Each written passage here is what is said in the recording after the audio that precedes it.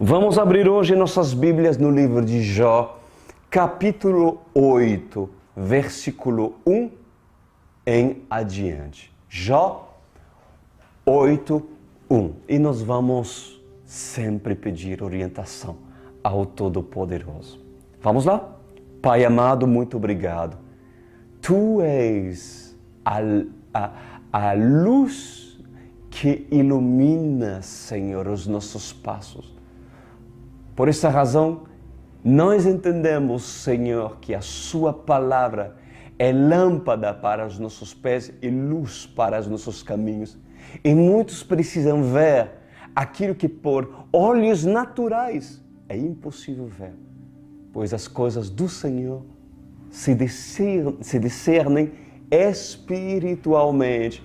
Por isso que nós abrimos nosso coração para receber aquilo que provém do Seu Espírito e apenas do Seu Espírito. Em nome de Jesus Cristo, e todos dizem amém e amém. Glória a Deus. Jó 8, 1. Vamos lá, meus amados. Mas, gente, antes de entrarmos no capítulo 8, meus amados, importante lembrar para você o quadro em que Jó estava se encontrando. Jó, para aqueles que nos assistem pela primeira vez, era um homem temente a Deus. Ele tinha temor a Deus, mas não conhecia Deus em intimidade. Ele fazia muitas coisas certinho, né? Porém, lhe faltava intimidade.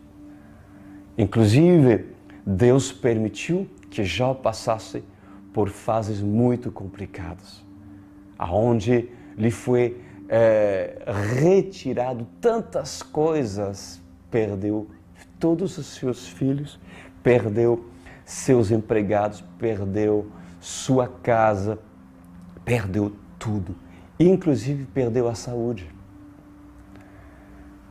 A dor que Jó estava passando era tal que Jó terminou realmente no capítulo 7 a murmurar. Mesmo Deus, inclusive nos piores momentos da vida de Jó, ter mandado 3 amigos sábios.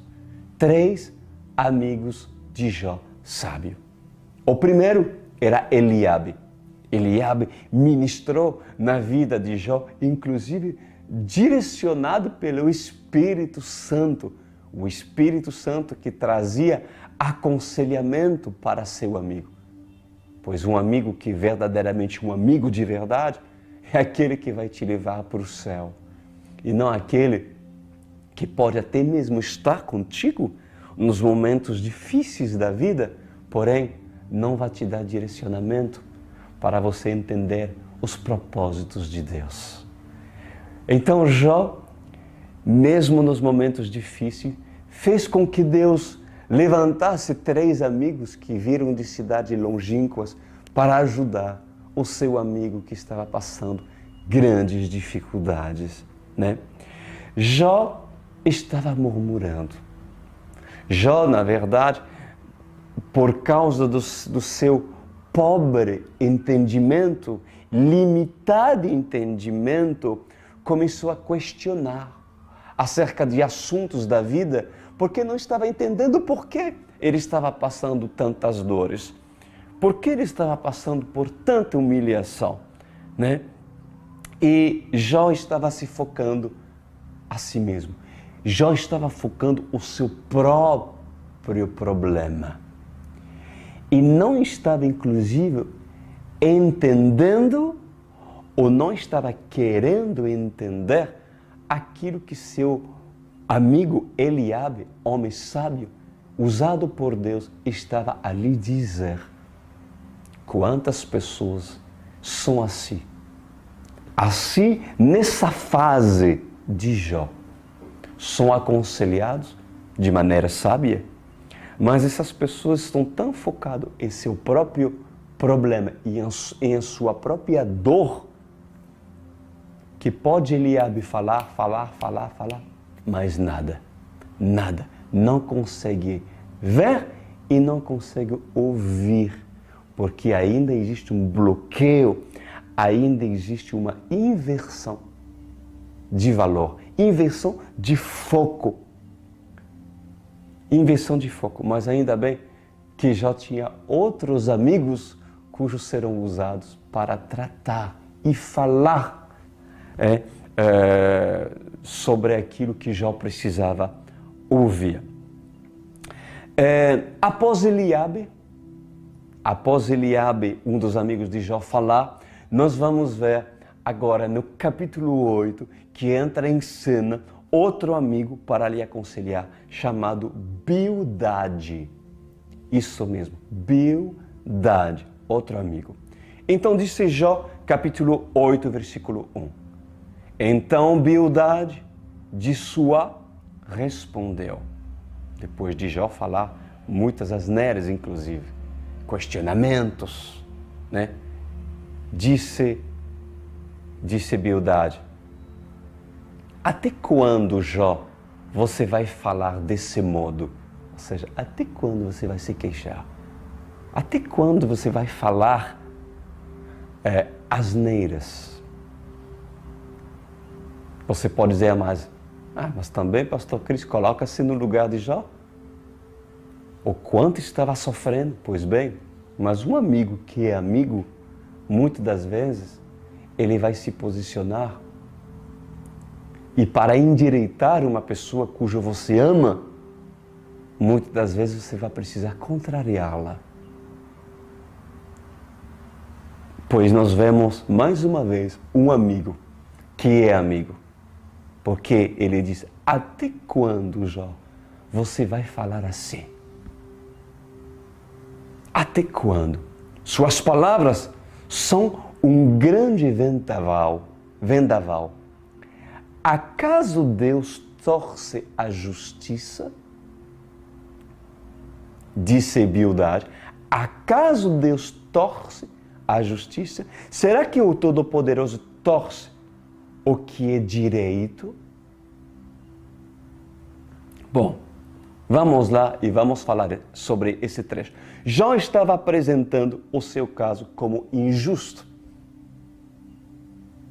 Porque quando uma pessoa se queixa, ele veja a sua vida de forma injusta. Por que acontece isso? Por que Deus está permitindo isso? Por que eu estou sofrendo assim? Por que tanta injustiça? É aquilo que Jó estava fazendo. Ou seja, porque estou passando por tantas dores, né? Sendo que eu sou homem que está fazendo as coisas bem, sou homem de bom coração, por que eu estou passando isso?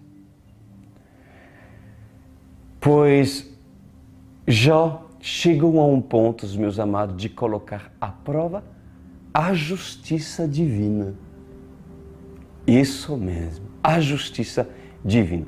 E Bildade disse aí para Jó, acaso Deus torce a justiça? Será que o Todo-Poderoso torce o que é direito? Eis aí, meus amados, uma pergunta que vale a pena respostas. Deus torce a justiça? Para aqueles que dizem, isso não é justo. Senhor, isso não é justo. Por acaso, Deus torce a justiça? Deus é justo pelo fato dele permitir a dor de alguns? Alguns diriam, não, Deus não é justo por permitir que uma criança venha sofrer. Que numa guerra cai uma bomba e cai inclusive sobre pessoas inocentes. Que quando há uma pandemia, de repente, aquele que se dizia que nós falamos, esse aí é homem bom, pois é aquele que pegou o Covid e faleceu. Deus é justo? Pois assim disse Bildade: acaso Deus torce a justiça? O que é justiça para você, meus amados? Não seria a palavra? A própria palavra de Deus? E alguns duvidariam das palavras que Deus pronunciou ao seu favor, por acaso?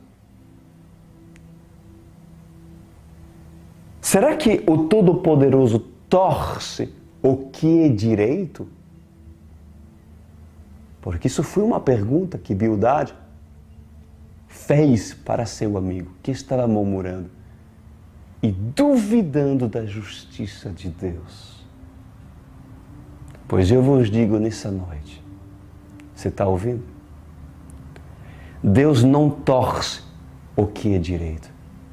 Ao contrário, Ele endireita o que está torto. Ali está. O nosso Senhor, Ele não torce o que é direito, mas, ao contrário, Ele endireita o que está torto. Ali está o ponto. E principalmente, quando o pau torto acha que está reto. Porque ali está quando muitos murmuram, quando tem convicção que a sua vida é reta. Quando não está reto assim, como essa pessoa pensa. E quando essas pessoas pensam e são convictas que são pessoas de bem, pessoas de bom, meus amados, o inferno está cheio de pessoas bonzinhas. Que inclusive em vida fizeram tantas coisas para a humanidade. Bens ecológicos, ajudaram talvez em construir as escolas, em ajudar famílias. Mas quem estabelece a justiça e assim diz e avalia a condição do homem conforme a referência da sua justiça é o próprio Senhor. Porque a justiça do homem é bem diferente da justiça de Deus. E se você procura a verdadeira, a perfeita referência do que é justo, você precisa ler a Bíblia e conhecer a palavra e guardá-la. Porque o verdadeiro referencial daquilo que é justo é a palavra de Deus. E não são conceitos humanos estabelecidos pela justiça cujo o Senhor diz: a justiça do homem, para mim, é trapo de imundície. Então, quantos paus tortos têm convicção em estarem retos?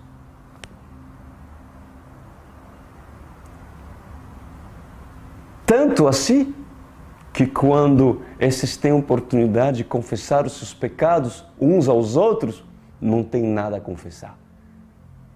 Por quê? Porque se julgam ser retos. Quantos paus tortos têm convicção de serem retos? Pois em verdade eu vos digo nessa noite, amada igreja, quando o Senhor escolhe um pau para endireitar, para usá-lo como estaca para seu plantio, ou para a construção da sua obra, o Senhor é aquele que exercerá uma pressão contínua até chegar a endireitá-lo. Por quê, pastor Cris? Porque assim como Bildade responde para Jó, acaso Deus torce a justiça? Será que o Todo-Poderoso torce o que é direito? Não. Ele endireita o que está torto, meus amados.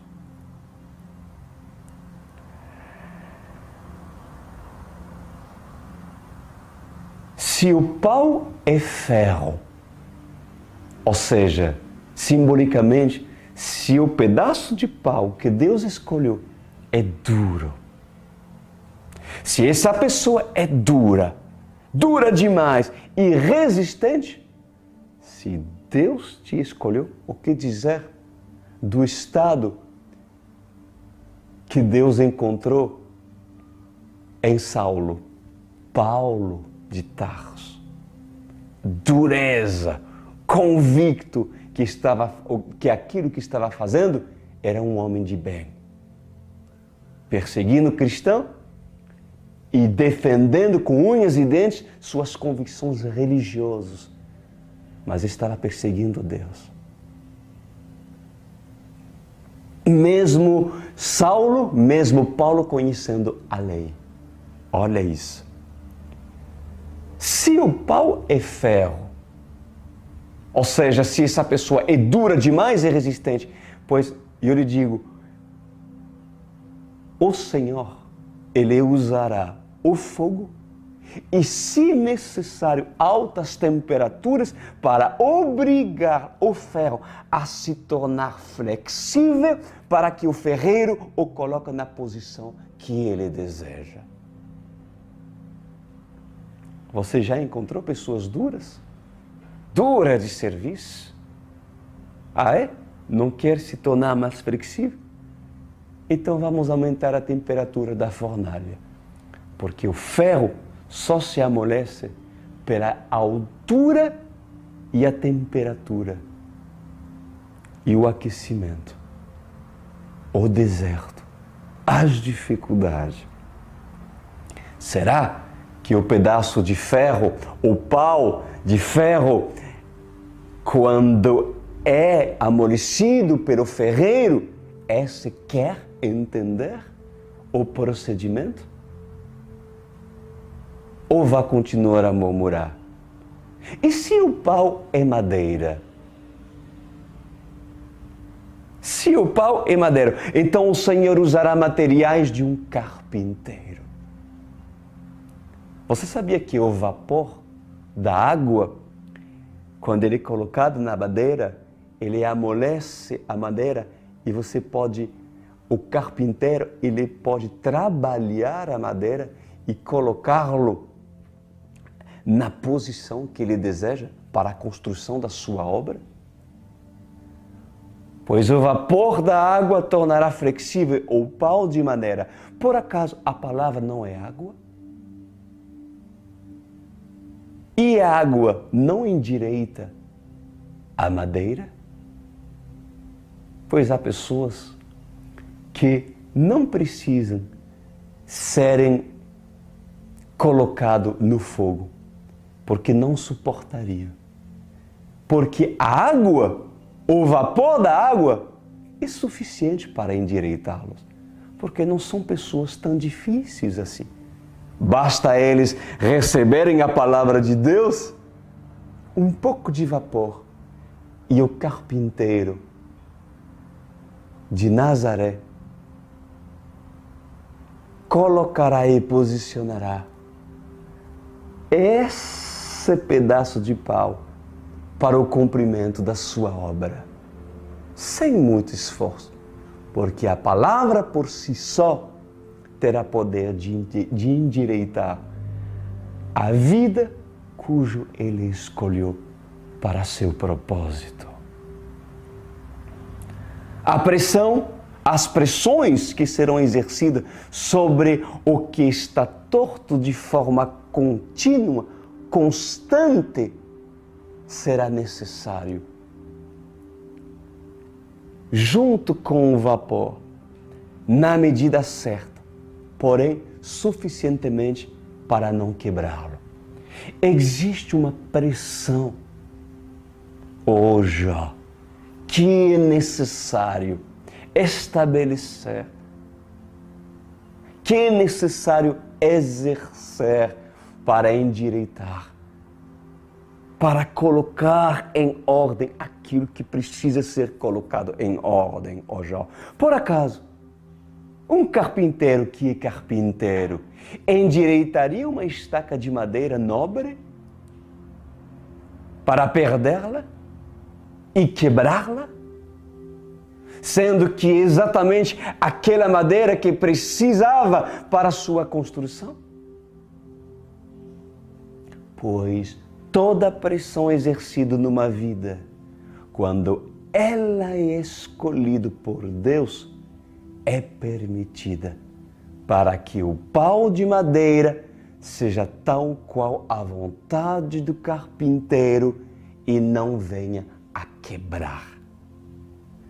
Um carpinteiro que é carpinteiro, ele sabe que quando ele vai pressionar uma tábua para justamente curvá-la, se necessário, ou endireitá-la para a sua obra, ele não vai fazer bruscamente.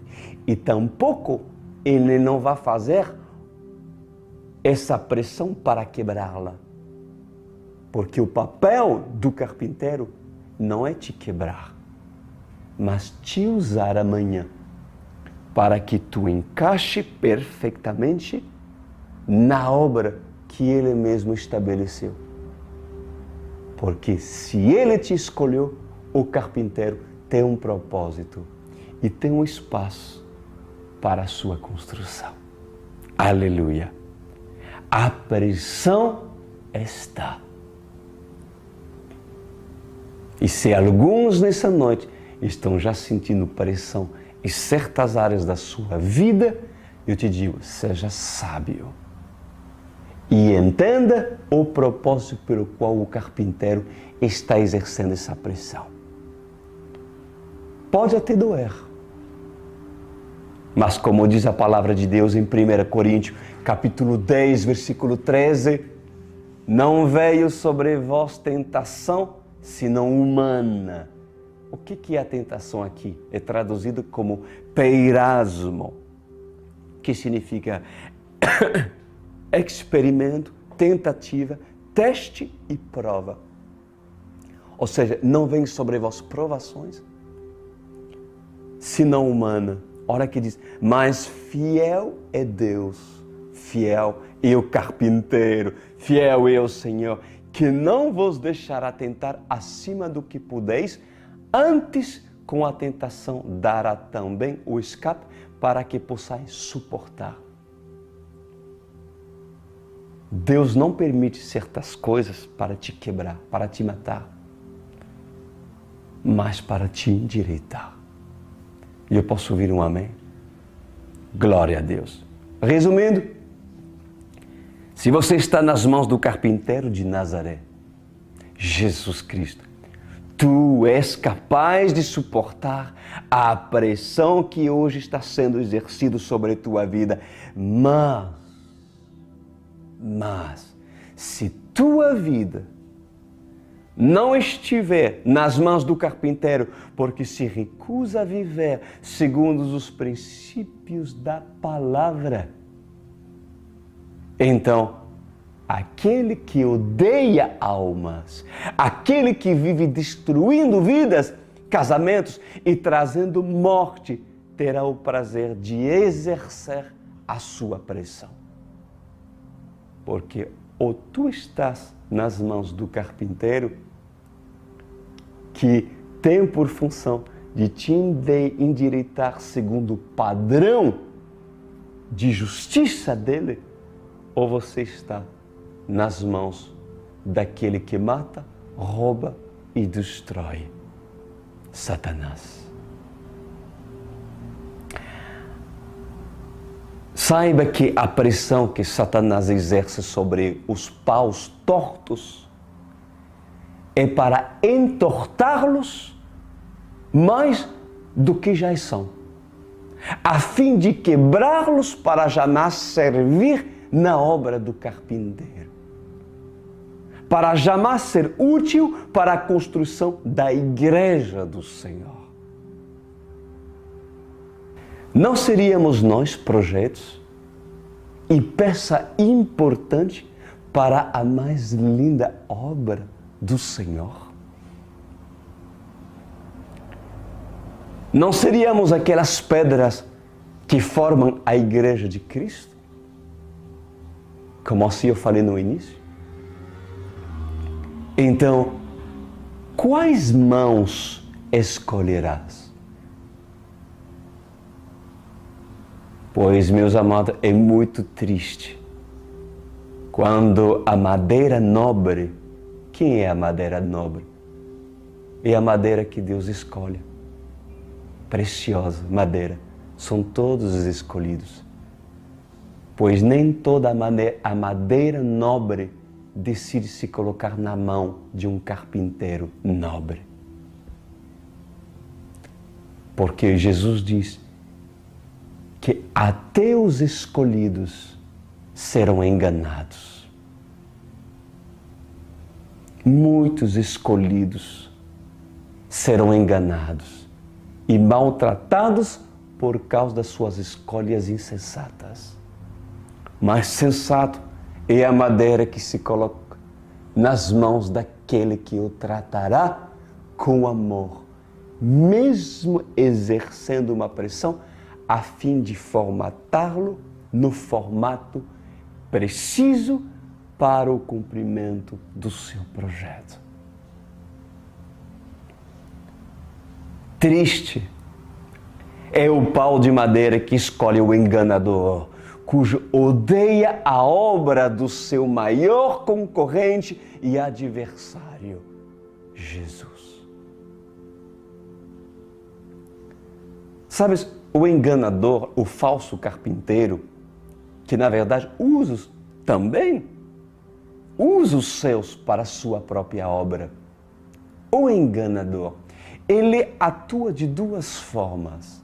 Presta atenção para aqueles que querem estar avisados e querem estar atentos com aquilo que Deus está ministrando nessa noite. Satanás usa de duas formas. Primeiro, convencendo o torto que está reto. Isso é a estratégia maior que Satanás usa, o seu material, os seus filhinhos para a sua própria obra e divulgação do seu próprio reino.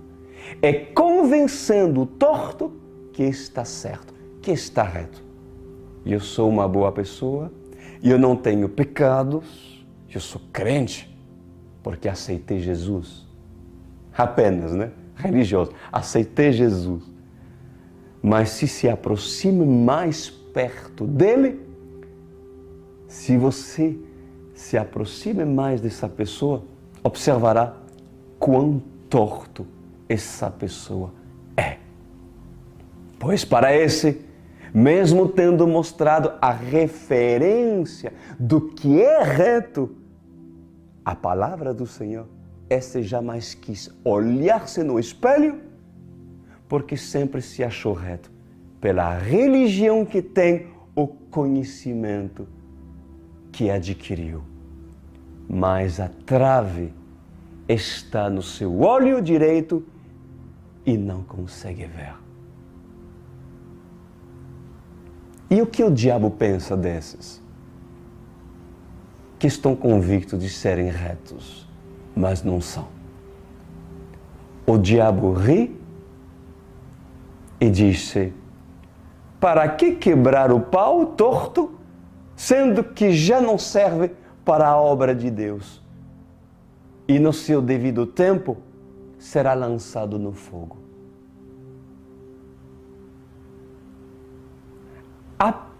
Há pau que Satanás usa para a sua obra que não convém para ele quebrar. Por isso que você vê pessoas que prosperem, usado pelo diabo. E você diz, por que esse não é quebrado, mas eu sou quebrado? Há pau que não precisa ser quebrado, porque já pelo fato deles serem tortos, não servem para Deus. Então Satanás sabe, o fim desses é a fornalha e o lago de fogo, aonde está o enxofre. Pois a segunda estratégia das forças do mal, meus amados, a agir numa vida é não quebrá-los. Ao contrário,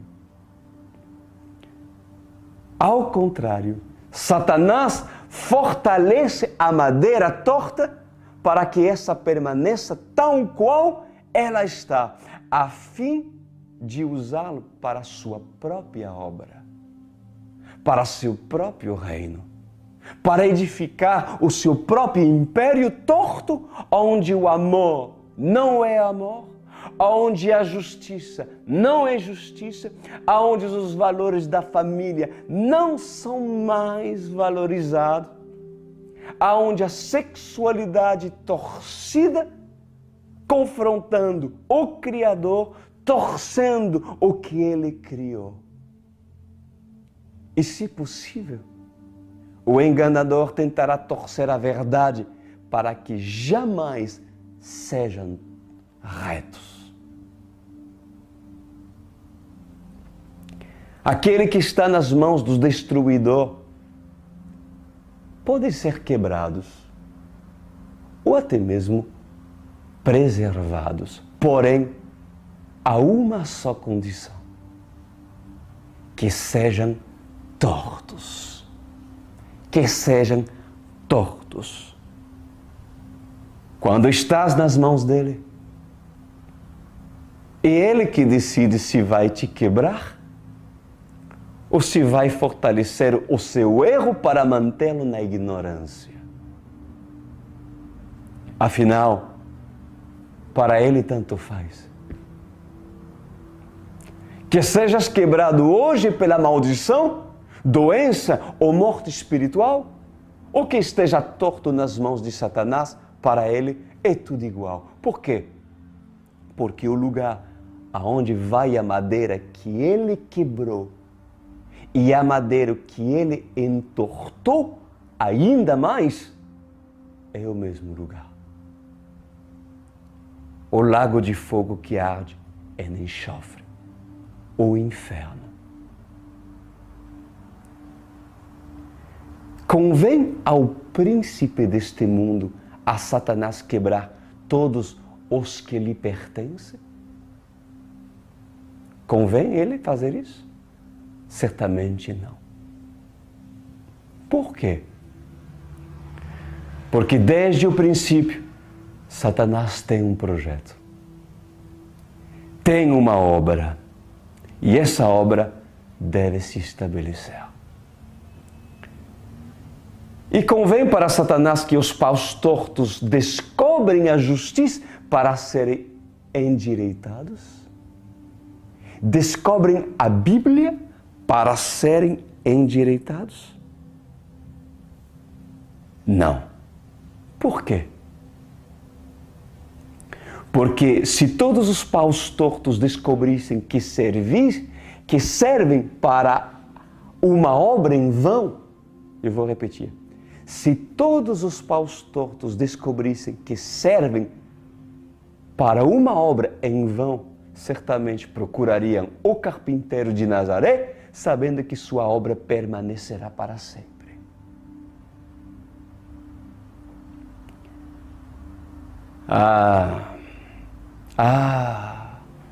Quanta madeira desperdiçada, amada igreja.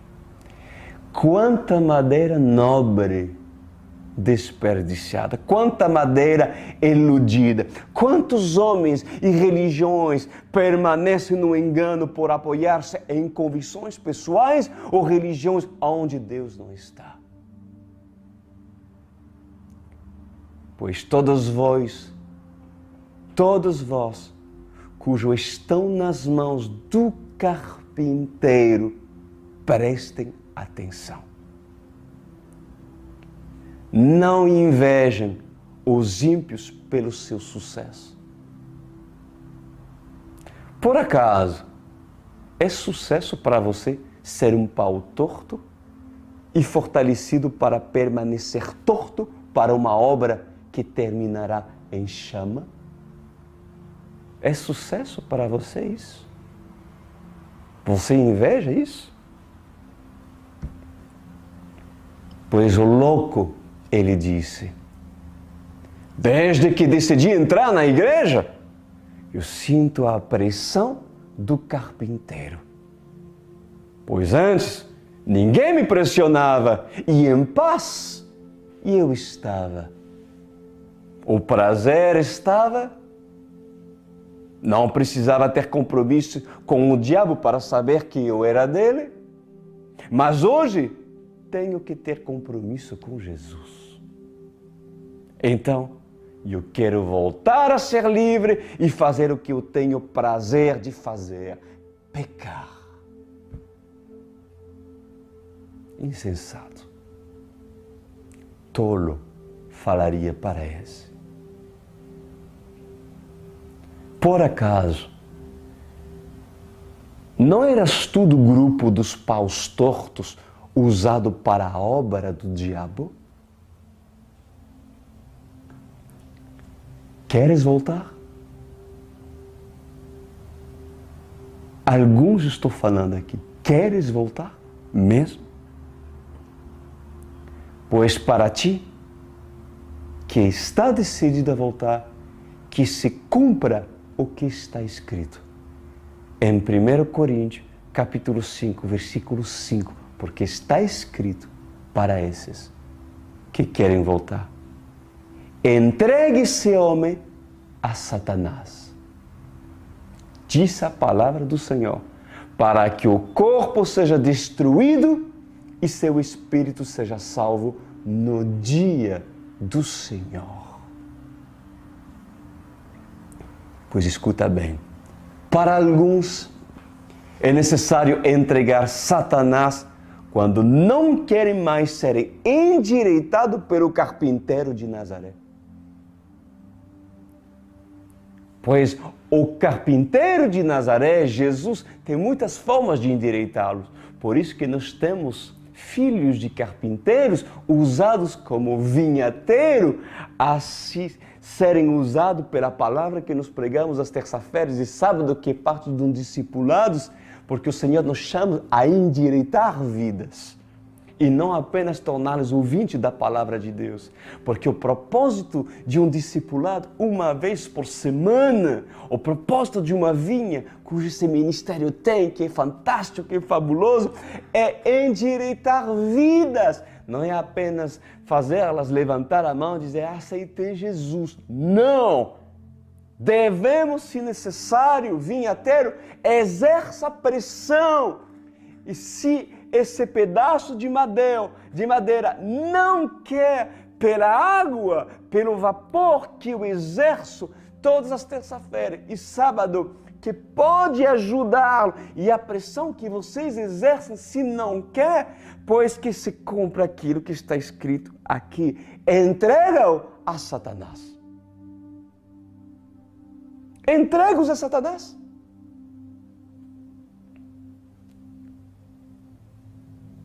Para alguns, é necessário entregar a Satanás quando não querem mais ser endireitados pelo carpinteiro de Nazaré. Para esse que se convenceu que não é mais o reto caminho, e quer voltar atrás, para esse, o diabo não terá mais opção do que quebrá-lo, para não dar-lhe o direito de se endireitar novamente. Se você conheceu a verdade, mas decidiu voltar atrás, o que Satanás vai fazer? Ele vai dizer, agora é minha oportunidade. Agora eu tenho que quebrá-lo, mas de vez. Pegar a madeira e quebrá-lo. Para não dar-lhe oportunidade de voltar para si ser endireitado. Porque esse certamente conheceu o carpinteiro.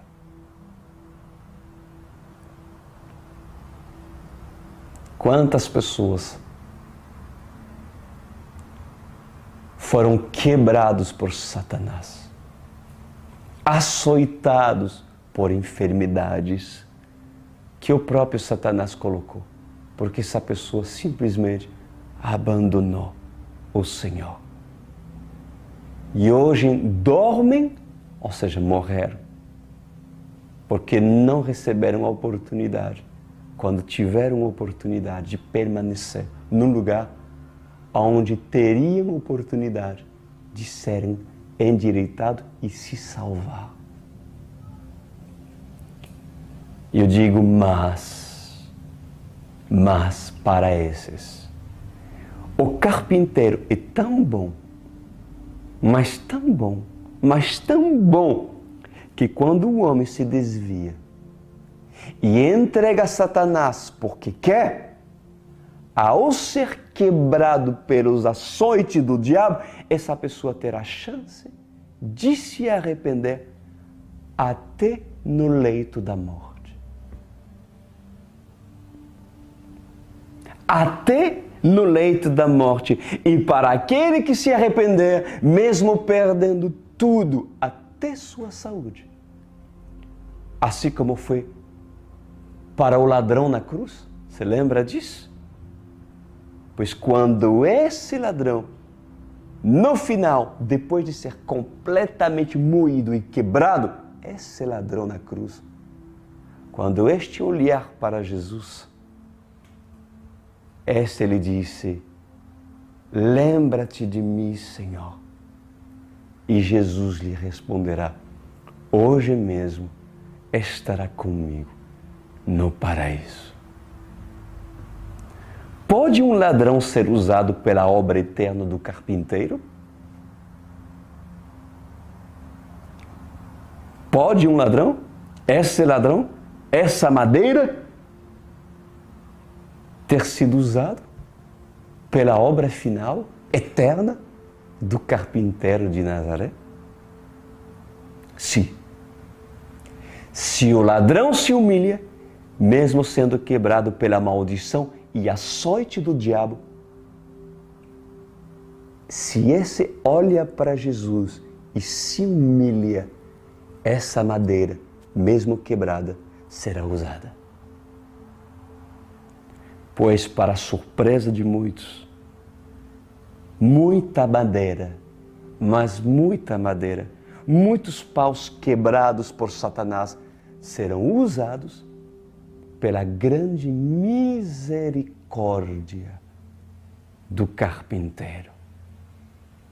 Pois se há arrependimento verdadeiro, então Jesus não o rejeitará para a sua obra eterna, porque Ele é bom e as suas misericórdias duram para sempre. Amém. Jó capítulo 8, versículo 4 diz, continuando dizendo Bildade, quando seus filhos pecaram contra ele, contra Deus, né? Ele os castigou pelo mal que fizeram. Mas se você procurar Deus e implorar junto ao Todo-Poderoso, se você for íntegro e puro, Ele se levantará agora mesmo em seu favor e o estabelecerá no lugar que por justiça cabe a você. O que Bildade quis dizer para Jó? Parafraseando, ele diz, olha aí, escuta bem, se os teus filhos que morreram, Jó, foram entregos a Satanás por causa das suas escolhas, por causa das suas insensatez, porque se comprazeram a pecar, em fazerem festas,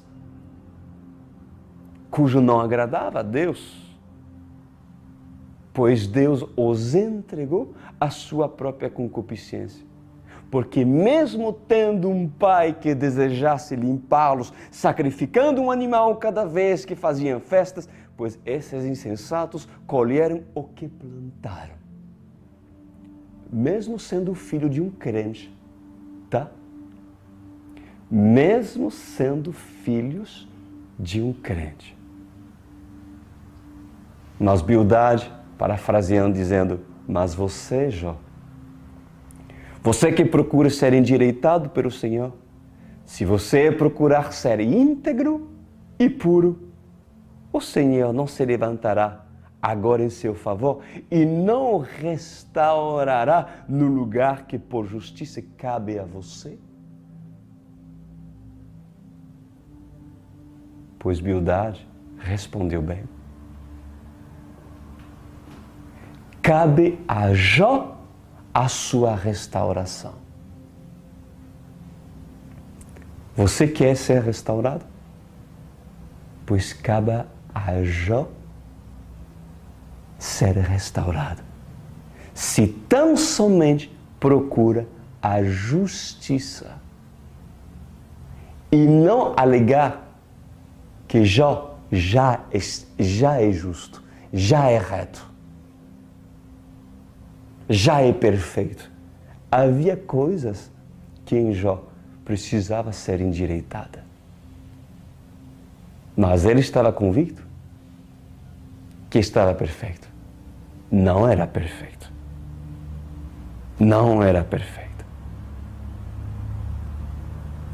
Cabe a vocês, amados telespectadores, a sua restauração. Se tão somente procura a justiça, a palavra, o conhecimento da palavra e guardá-la para colocá-las em prática todos os dias. Todos os dias. E assim, Jó capítulo 7, eu termino, capítulo 8, versículo 7, Bildade diz assim: o seu começo parecerá modesto, mas o seu futuro será de grande prosperidade. O seu começo, se você fizer isso, o seu começo vai ser modesto. Ou seja, os resultados não esperam que sejam imediatos. Obedeça o Senhor, procure se direitar. Ah, mas você diz, eu tentei um mês e nada mudou na minha vida. Pois é bem por isso que ainda não vem a prosperidade. Porque tem que ser humilde e querer entender os propósitos de Deus, porque o início é modesto. Ou a mudança é modesta. Na medida que você vai querer entender o que Deus tem a fazer quando Ele pressiona aqui e pressiona ali, para o formatar segundo o seu padrão de justiça, pois o procedimento de prosperidade em todas as suas áreas será visto. No início, modestamente, mas depois de grande prosperidade. Pouco não, grande prosperidade.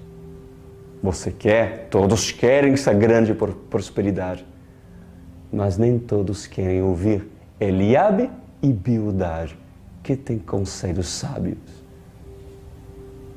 para um pau torto a serem endireitados, segundo os padrões de Deus. Vamos ser razoáveis, vamos ser sábios, vamos parar de murmurar, vamos parar de nos queixar, vamos parar de achar que somos bons e nos convencer a nós mesmos que talvez Deus não seria justo para fazer com que eu passe por tais situações? E ouvir Bildade, ouvir Eliabe, você está disposto a me ouvir? Então feche os seus olhos. Meu Rei, meu Pai, carpinteiro de Nazaré,